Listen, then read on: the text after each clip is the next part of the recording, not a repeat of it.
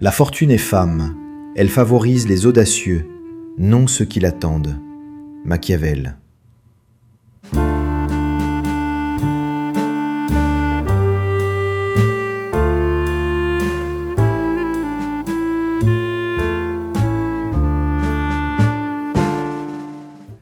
La plupart des gens utilisent le mot hasard comme une explication. Quelque chose arrive sans raison visible, alors il devient aléatoire. Une rencontre inattendue, une opportunité soudaine, une rupture incompréhensible, tout ce qui surprend est rangé dans la même catégorie. Le hasard sert à nommer ce que l'on ne relie à rien. Mais dans la majorité des situations, l'événement n'est pas apparu sans cause. Il est apparu sans lecture. Le cerveau humain supporte mal les zones sans explication. Lorsque la chaîne des causes est trop longue ou trop diffuse pour être reconstruite, il simplifie. Absence de lien, donc hasard. Ce mot n'indique pas une propriété du monde, il indique une limite de perception. Si deux personnes vivent la même situation, l'une peut parler de coïncidence et l'autre de conséquence. Non parce que la réalité diffère, mais parce que l'une avait déjà intégré certains éléments. Des signaux faibles, des comportements répétés, des contraintes invisibles, tout ce qui n'est pas immédiatement interprété disparaît de l'analyse. Le hasard naît donc après coup. Il remplit l'espace laissé par l'ignorance des causes intermédiaires. Dans beaucoup d'histoires personnelles, les événements majeurs semblent soudains. Un départ, une promotion, une perte, une rencontre décisive. Pourtant, observés de loin, ils apparaissent souvent précédés d'une accumulation discrète de conditions. Rien n'était certain, mais rien n'était isolé. Machiavel ne nie pas l'incertitude du monde. Il remarque autre chose. Ceux qui semblent chanceux ne vivent pas dans un univers différent. Ils interprètent différemment la continuité des faits. Ils relient avant que la rupture ne devienne visible. Le hasard n'est donc pas ce qui arrive, c'est ce qui reste après qu'on n'a pas cherché comment cela arrivait. Les événements paraissent imprévisibles seulement après coup. Un événement paraît imprévisible, surtout au moment où il rompt une attente. Tant que la situation suit la trajectoire imaginée, elle semble normale. Dès qu'elle s'écarte, la rupture donne l'impression d'une apparition soudaine. Pourtant, ce caractère soudain dépend souvent du point d'observation. Avant une décision inattendue, il existe presque toujours une phase silencieuse, hésitation, micro-changement, variation d'attention. Ces indices ne semblent pas importants parce qu'ils ne correspondent pas encore à un résultat clair. Ils n'annoncent rien directement. Ils modifient seulement la probabilité. L'esprit humain remarque les conclusions, pas les transitions. Il enregistre la transformation visible, pas la lente modification qui la rend possible. Ainsi, lorsqu'un choix se manifeste enfin, quelqu'un part, accepte, refuse, il paraît surgir de nulle part. Ce surgissement est une reconstruction mentale. La mémoire compresse la durée. Ce qui a évolué progressivement devient un instant unique dans le souvenir. Et cet instant unique ressemble à une apparition. Le hasard n'est alors que la version abrégée d'une évolution non observée. Certaines personnes perçoivent plutôt ces transitions parce qu'elles ne cherchent pas le moment décisif. Elles regardent la direction. Elles n'attendent pas la confirmation, elles remarquent la cohérence progressive. L'événement final ne les surprend pas. Il valide simplement une trajectoire déjà perceptible. La différence n'est pas l'intelligence ni l'intuition mystérieuse. C'est l'attention portée aux variations faibles. Quand l'observation porte sur les continuités plutôt que sur les ruptures, le monde paraît moins aléatoire. Les changements cessent d'être des accidents et deviennent des aboutissements. Ainsi, Beaucoup de surprises ne viennent pas d'une absence de signes, mais d'une attente fixée sur le mauvais moment. On regarde le point d'impact au lieu de regarder la direction du mouvement. Et lorsque le mouvement devient visible, il est déjà terminé. Les autres voyaient venir ce qui t'a surprise. Après certains événements, on entend souvent la même phrase. Pourtant, c'était prévisible. Elle paraît rétrospective, presque facile, comme si l'on reconstruisait une logique après coup pour donner un sens à l'inattendu. Pourtant, cette remarque ne vient pas toujours d'une analyse postérieure. Elle vient parfois d'une observation continue que d'autres avaient déjà intégrée. La différence ne tient pas aux faits disponibles, mais à ce qui est considéré comme pertinent. Dans une situation donnée, tout le monde perçoit des indices. Changement d'habitude, silence plus long, décision légèrement incohérente, priorité déplacée. Mais ces éléments ne prennent sens que si l'on accepte qu'ils modifient réellement la trajectoire. Sinon, il reste du bruit. Beaucoup de surprises viennent d'un refus implicite d'actualiser la lecture. On conserve l'image stable jusqu'à la rupture. Tant que le résultat n'est pas visible, l'interprétation reste attachée à ce qui existait. Les variations sont perçues comme temporaires, exceptionnelles ou insignifiantes. Lorsque la conclusion apparaît, elle semble alors soudaine. Non parce qu'elle était invisible, mais parce qu'elle était incompatible avec la représentation conservée. D'autres, au contraire, ajustent progressivement leur perception. Ils ne cherchent pas à confirmer une continuité, ils regardent si elle existe encore. Ainsi, ce qui surprend certains n'interrompt rien pour eux. La cohérence avait déjà changé. Le hasard dépend donc aussi du seuil d'acceptation du changement. Plus ce seuil est élevé, plus l'événement paraît brusque. Ce n'est pas une question d'optimisme ou de pessimisme, mais d'attention au présent réel plutôt qu'au présent attendu. Quand l'observation suit les faits et non l'habitude, la plupart des ruptures deviennent des transitions lisibles. Le monde ne cache pas particulièrement ces évolutions. Nous conservons simplement longtemps une image qui n'existe plus. La chance favorise ceux qui ont réduit l'incertitude. On attribue souvent la réussite rapide à la chance. Une personne saisit une occasion au bon moment, prend une décision qui fonctionne, rencontre la bonne situation. Vu de l'extérieur, la concordance paraît improbable. Pourtant, ce qui ressemble à un alignement exceptionnel provient souvent d'une réduction préalable de l'incertitude. Certaines personnes ne contrôlent pas les événements. Elles limitent seulement le nombre de scénarios possibles.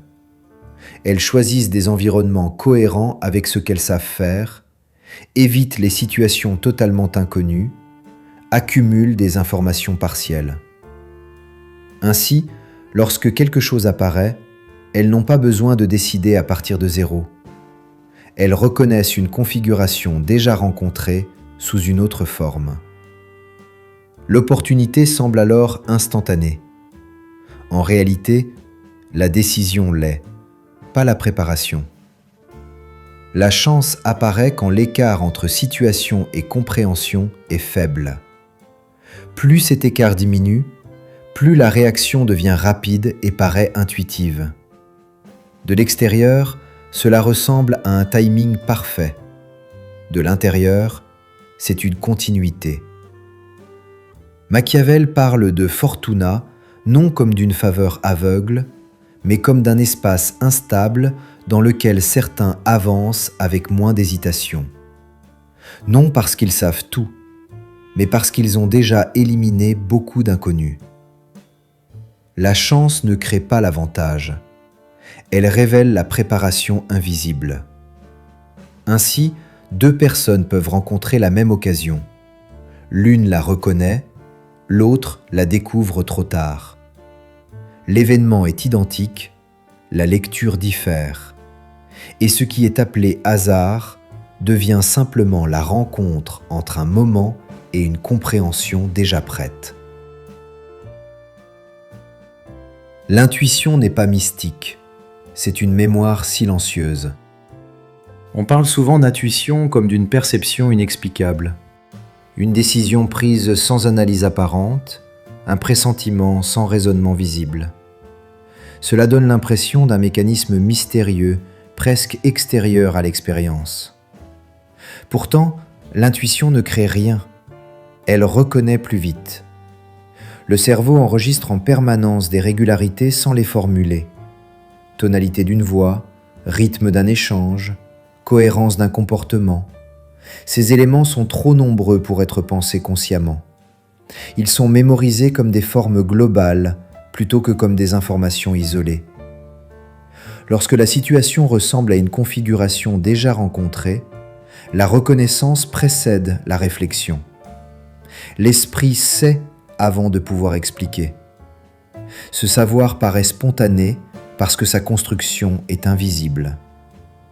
Ainsi, l'intuition n'est pas une anticipation magique, c'est une comparaison instantanée. Elle fonctionne seulement lorsque suffisamment d'éléments ont été observés auparavant. Sans cette accumulation, aucune sensation particulière n'apparaît. Ce qui semble être une capacité rare est souvent une mémoire dense, mais silencieuse. Certaines personnes paraissent donc sentir les choses. En réalité, elles ont enregistré plus de variations similaires. Elles n'analysent pas davantage, elles ont déjà comparé. Le hasard recule quand la reconnaissance avance. Ce qui était imprévisible devient familier. Ainsi, un choix rapide n'est pas toujours audacieux. Il peut être le résultat d'une longue exposition à des situations proches. La décision paraît soudaine, mais sa possibilité s'est construite lentement. Le mystère vient moins de la rapidité de la réponse que de l'invisibilité de son apprentissage. Tu ignores la moitié des informations présentes. Dans chaque situation, une grande partie des données disponibles n'est pas traitée consciemment. Non par manque d'attention, mais par nécessité. L'esprit sélectionne ce qui correspond à ce qu'il cherche déjà. On observe ce qui confirme la question posée. Le reste devient décor. Ainsi, face à un événement, certaines informations évidentes pour un observateur extérieur semblent absentes pour celui qui le vit. Non parce qu'elles étaient cachées, mais parce qu'elles ne faisaient pas partie du cadre de lecture. Le hasard apparaît souvent ici, lorsque les éléments ignorés deviennent déterminants. L'événement semble surgir sans cause, alors qu'il dépendait de facteurs présents mais non intégrés.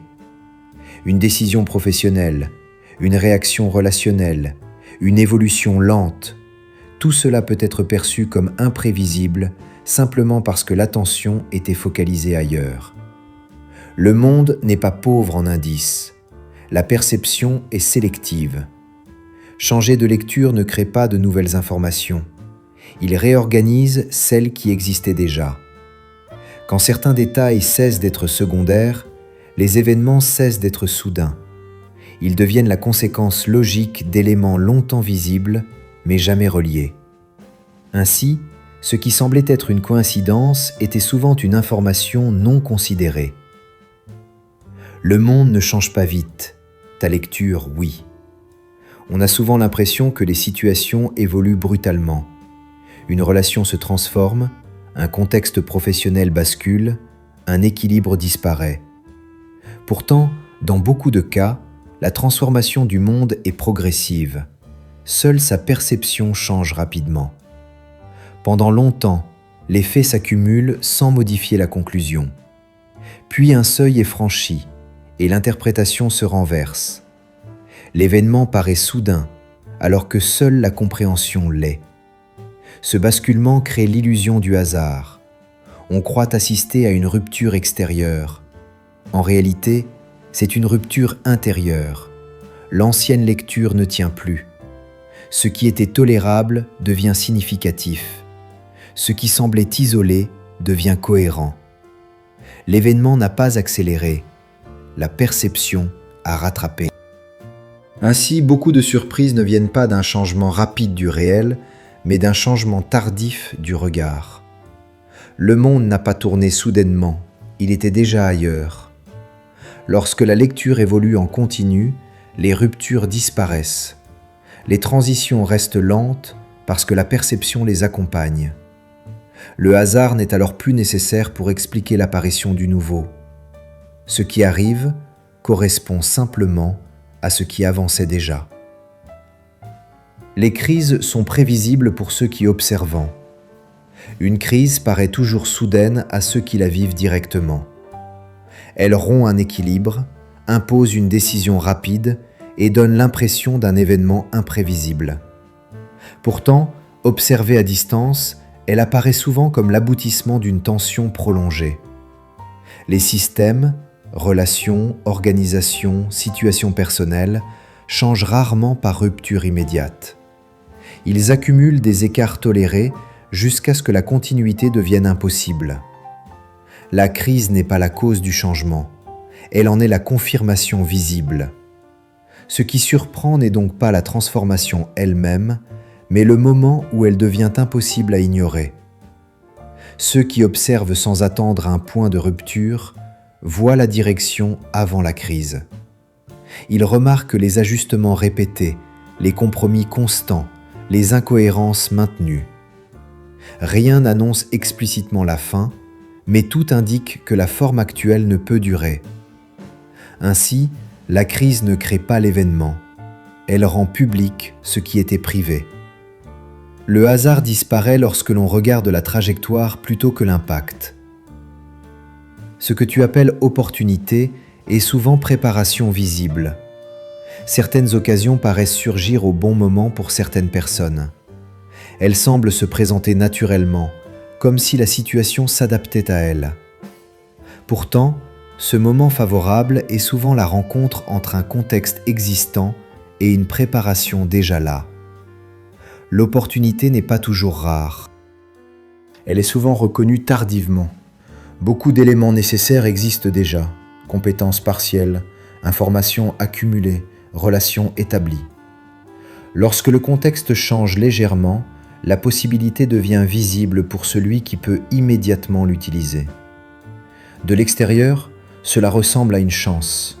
De l'intérieur, c'est une continuité logique. Ce qui apparaît soudain n'est pas l'occasion elle-même, mais sa lisibilité. Sans préparation préalable, la même situation reste invisible ou inutilisable. La différence ne tient pas à l'événement, mais à la capacité de le reconnaître. Ainsi, la chance semble choisir certaines personnes. En réalité, certaines personnes ont réduit le nombre de conditions manquantes. La fortuna chez Machiavel n'est pas la chance. Chez Machiavel, la fortuna ne désigne pas une faveur aléatoire du monde. Elle désigne l'instabilité permanente des circonstances. Le monde change, résiste, dévie. Personne ne peut le contrôler totalement. Mais certains agissent de manière compatible avec cette instabilité. Non parce qu'ils la dominent, mais parce qu'ils ne supposent pas sa fixité. Ils n'attendent pas que la situation reste conforme à une image. Ils s'adaptent à sa variation. La chance n'est donc pas donnée, elle est rencontrée. Celui qui suppose un monde stable subit chaque variation. Celui qui suppose un monde mobile interprète la variation comme normale.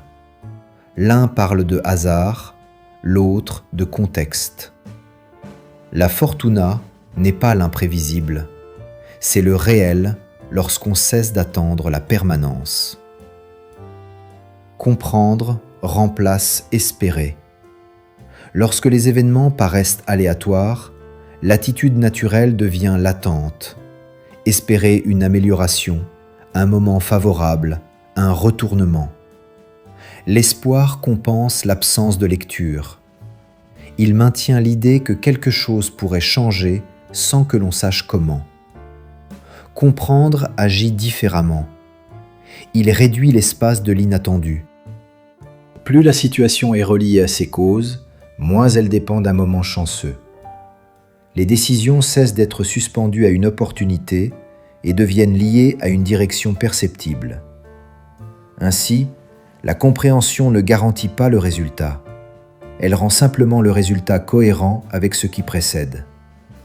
Le hasard perd alors son rôle d'explication. Ce qui arrive n'est pas forcément souhaité, mais il devient intelligible. Et ce qui est intelligible cesse d'être surprenant. La prochaine fois qu'un événement te semblera soudain, observe simplement ce qui existait déjà avant lui.